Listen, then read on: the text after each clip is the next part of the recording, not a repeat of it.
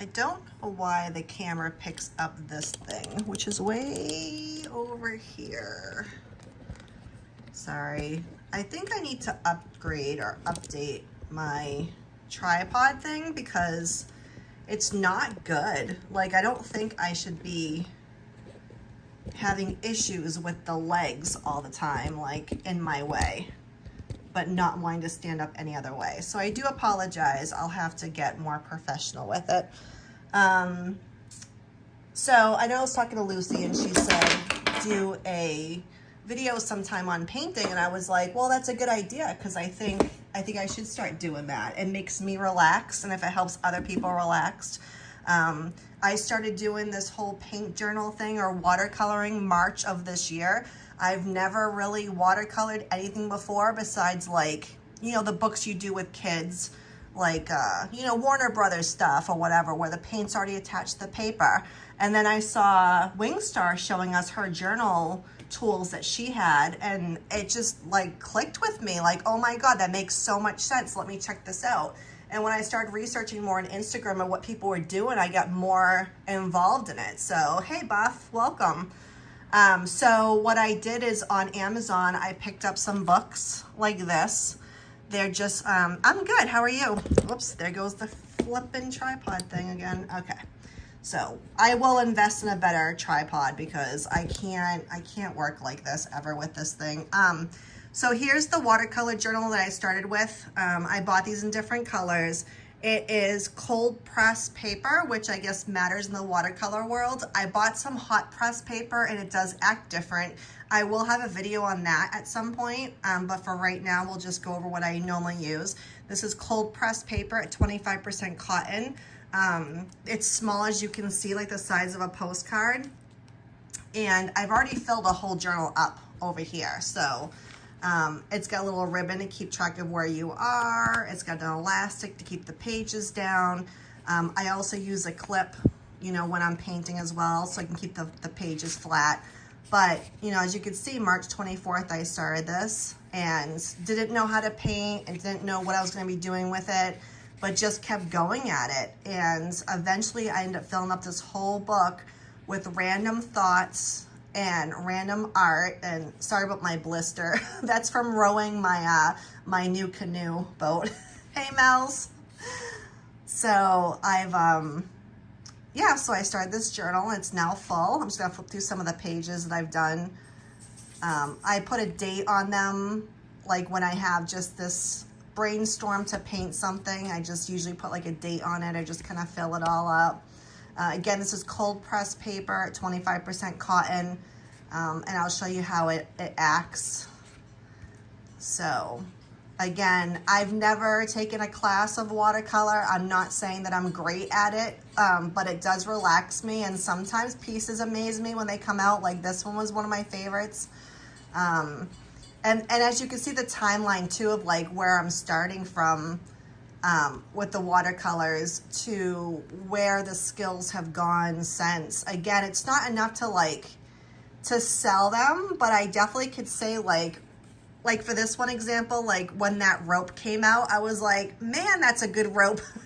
I was like, how did I shadow that so well? You know, and then the shadowing started coming into play, and playing with textures of rocks and different things and trees. You know, I did a castle visit, and I started really enjoying painting rocks and different things like that. So let's see. So again, the trees with the rock. This was a guy that was at the ocean, just looking for a lone and just really lonely, sad, and had flowers with him. So I painted him. My robin's eggs underneath the deck is a long story with that. I have 3 nests right now with 3 different eggs going on. I don't know what's happening. Oceanside. Okay, on to the request of, this is for Coates. This is his lint roller. I was having a fire with my neighbors next door, and that was a request that came over. And then last but not least, these are my newest ones I was actually pretty proud of, especially this one, and I want to do this one again. And then this is a rusted old piece of metal that we saw just right out in the field a kind of near the woods. And then I finished it off with this little xantagles, I don't know how you call them, but some leaves with some designs, and again, some more water art stuff. So I do love watercoloring, and I'm gonna go ahead and open this book and give it a go. I'm on lunch, so that was what I wanted to do to relax myself, is to get my journal going and show you guys what I have for supplies. So again, I'm gonna open up this book. It is cold press. It's 3.5 by 5.5, 25% cotton. And like I mentioned, there's an elastic to keep track of where you're at. This one feels kind of leathery, but I know it's not. It's got a ribbon to keep track of my pages, and here we are. And again, a lot of times, like, the pages will flip as you're painting, so I do have a clip that I keep with me that I clip on one side to keep my pages down. And then if I'm working on this side, I'll use my elastic to fold it over to keep the other pages down and just work over here. This is the travel paint kit that I bought. This is what I use to paint. Again, you can see it's small. It's durable. It goes with me wherever. The top part is where you keep your water. So it has a little container for water. And then you open it up. I'm going the wrong way with it. So as you can see, like, every surface is a palette you can use to mix your paints. All the paints have their own pans on them. This thing here will come out, so if you have to replace it or refill any of your pans, this thing will slide around so you can remix your colors in any orders you prefer to use them at. It's pretty cool. This thing right here is the water bottle. So once I have the top part, or the cover, I guess you'd call it, you can hook it onto your paints just like this, and then you open up your water bottle. I can do it, whoops. And this is where the water is kept. So if I'm out and I'm not home, this is how I can paint when I'm out and about. And I can also use it as a palette, as you can see, as well as these. So this is where I mix all my colors. My color green is a very bright green, so to make it more of that grassy swamp color, I had to add a little bit of yellow and a little bit of brown to get that color. So I use my palette things all the time. It also came with a paintbrush, which is, normally sits right here. It's a really tiny paintbrush, and I just don't know what I did with it. Oh, here it is.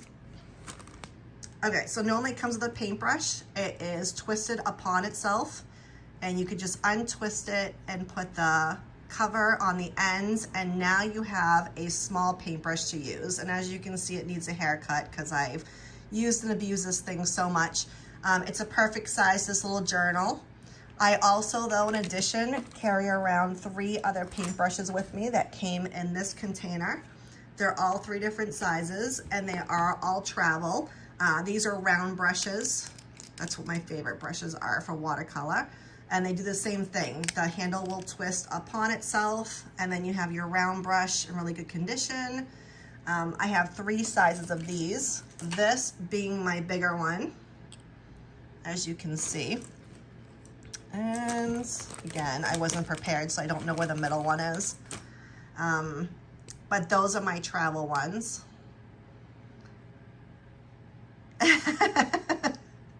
Does he wipe it clean? And I was gonna say that too, like, that's the benefit. I'm probably gonna have that on my second live stream, is the benefit of watercolor I found is you can erase your stuff. Like, once you have it painted, you don't have to commit to what you painted. You can go back and add water to it and just pick it right back up again. So these are the 3 main paintbrushes I use. The 3 travel ones I keep in this container, and then the one that comes with the kit itself. And then I bought a bag at the beach, like a little hippie bag. It's a sling bag, sling cover, crossbody, whatever you want to call it. It's got pockets for all my pens that I use.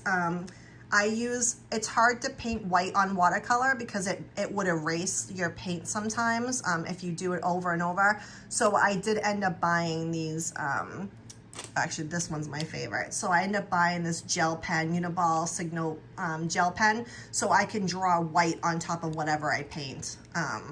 Then I don't use these often. What I do use is these the micron pens.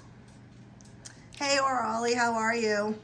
I appreciate you guys coming in. I'm just on a lunch break, kind of doing my little intro paint video to start off with. And then in my bag, I have a mess. I have paper towels to daub out some of the colors, which I'll show you that later. I have other little brushes I can use, like this is a square brush that I haven't even tried yet. I also bought tape the other day, so if I want to tape off my page and make my design really square, I can. I also have, if I pencil any design, I bought this jumbo knead eraser that just takes that pencil right off before I paint or after I paint, whichever I decide. So this, all my painting supplies, my book, my travel paints all fit in my bag, which is just, it's just awesome. So thoughts, new journal, paints are all open. I'm probably late from off my lunch break right now, so I probably can't stay, but I do want to paint some more and do a live stream. Yeah, Geg, so what they do is they put tape on the outside edges and then they paint whatever and then they just pull the tape off. So I'm gonna try that because I like the look of that. So like I said, I wanted to get some paint in there. So what I'm gonna do is, I don't like the bigger brushes because my surface is so small, but this paper is very textured, if you can see. I already have a dot on it. So what I like to do is just get my brush really wet first. Hey Bounder, has anyone heard from RV Davey? Like there's rumors that he's not doing well. Something about a hospital and possibly death. I have looked for obituaries and I didn't see anything, but if you have any update on where he's at or if he's okay, like please let us know. So let me just put some color on here just to show you. So if you do wet on wet, which again is just like wetting your paper down first and then picking a color you like, which I like purple, and I already have some purple mixed right here in my palette, so I'm not gonna bother going into my fresh pan. I'm just gonna mix some water up with this to make it super watery. And then I could just add it to my paper. And as you can see, like if your paper's super wet, you're gonna get this really dripping down, which is a great texture. Watercolor painting is almost like dabbing. Instead of doing acrylic where you're like making designs like this, you're kind of like dabbing things through. You can make thin lines with just using the tip of your brush. Oh, let me get some more paint in that. So by using the tip of your brush, you could just get like a nice straight line, especially if your paper's, if your paper's too wet, you ain't making a line. But if your paper's a little bit dry, you could do some designs. Like Geg and I just mentioned, that watercolors are very forgivable. So if you didn't like that spot you just made, like these lines right here say, all you gotta do is re-wet it. I know it looks like it makes a lot of purple mess, but then you go in and you take your paper towel and you can dab it right out and it actually erases from your paper. So a lot of people use clouds. Let me just show you that really quick. So that's an easy way to make clouds, is to just dab your paper. Let's see, this one's dark blue. So I'm gonna mix it with my purple to make a bit of a sky. And the easiest way to make clouds, like once you have your sky the way that you want, which I know this is very dark for a sky, but just say I want to make this a sky. And I have a lot of water going on right now because my paper's at 25% cotton. So you just take your paper towel and just make it like into like a hard ball area. And then if you dab it off with a little bit of a design, you get cloud action. So there's no reason to like paint on white or stress about how am I gonna make clouds. As long as you like wet your paint after you do that, you can just go ahead and dab it back off and that will make you some clouds. So,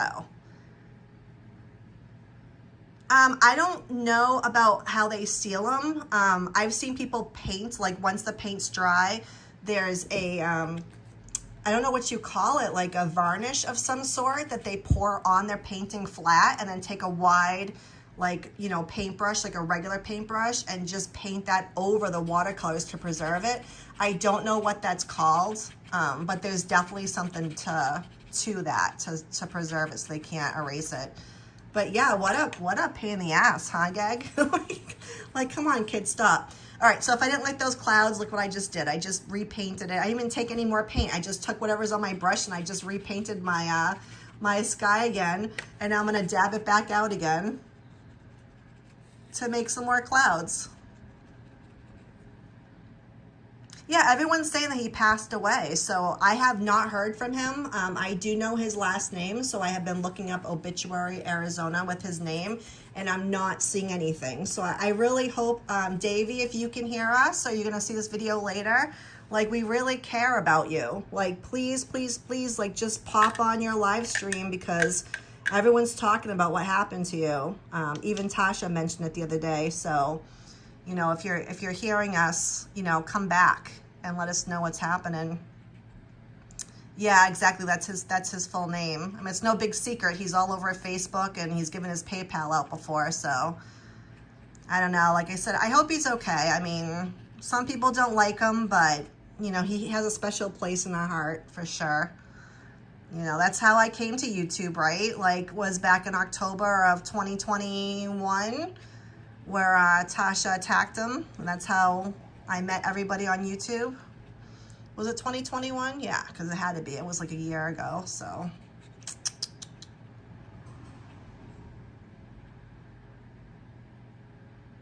Yeah, come on, Davey. Like, we need to hear you. So again, with my clouds, what I'm doing is I'm just adding some more color to it. Like, I have purple now in the sky, and I got this lighter purple, lighter blue I could add to. Just give it some more texture of color.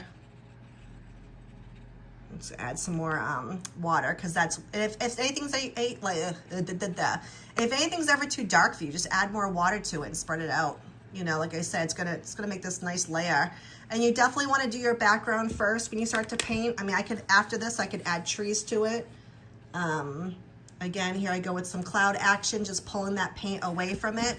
I could also make some sunshine rays. That was too thick, but I could take it, make some sunshine rays. I could take a clean paintbrush, add water to it, and pull out that paint as well to make some more sunshine rays to get it going this way. You know, so if we really wanted to get some sunshine in here along with the the colors. It's very wet right now, so I'm very runny down. And again, if you don't like it, like, oh my God, what did I just do? Just take that paper towel and dab that stuff back off. You know, like there's no wrongs in this, right? Just happy little mistakes. So anyways, that's all I have for today. Well, I might come back on later, I don't know. But I hope this helps a little bit. And Lucy, if you're watching, I hope that some of these tips for watercoloring, it's not like acrylic. So if you've done acrylic before, like, erase all that from your head, because this is such an easy, manipulative type of media that you can paint on and remove colors and erase colors. And if I want this all white again, I would just pour water on it and keep dabbing with my paper towel. So keep at it, and I'll be back again to film. Everyone else, again, RV Davey, if you hear me, let us know you're okay. Please post something soon. If anyone else can get a hold of him or is in Arizona, please let us know if he's okay. Have a great day, guys.